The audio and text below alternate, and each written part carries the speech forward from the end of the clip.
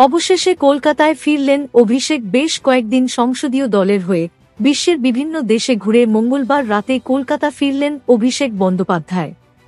বিশ্বমঞ্চে সন্ত্রাসী পাকিস্তানের মুখোশ খুলতে সম্প্রতি উপমহাদেশে ঘুরেছে সংসদীয় প্রতিনিধি দল। সেই দলে ছিলেন তৃণমূল সাংসদ অভিষেক বন্দ্যোপাধ্যায়। 15 দিন ধরে মোট 5টি দেশে ঘোরেন তাঁরা। এই সফর নিয়ে প্রথম থেকেই অভিষেকের সাফ কথা ছিল, আমি তৃণমূল কংগ্রেসকে প্রতিনিধিত্ব করছি।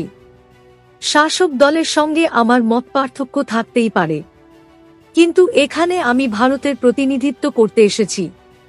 এখানে আমি আমার জাতীয় আগ্রহের চেয়ে রাজনৈতিক আগ্রহকে বেশি গুরুত্ব দিতে পারি না। 15 দিনের সফর শেষে মঙ্গলবার গভীর রাতে বিমানবন্দরে নামেন অভিষেক বন্দ্যোপাধ্যায়।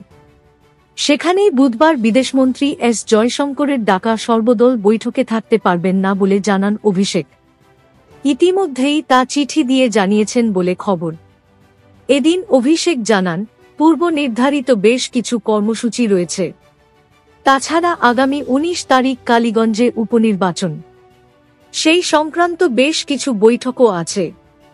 সেই কারণেই এই মুহূর্তে সর্বদল বৈঠকে যোগ দিতে পারছেন না তিনি। তবে সফরকালের উপলব্ধি চিঠিতে বিদেশমন্ত্রকে জানাবেন অভিষেক। এদিকে সূত্রের খবর, আজ অভিষেক অনুব্রতকে নিয়ে পার্টির সিদ্ধান্ত জানাবেন।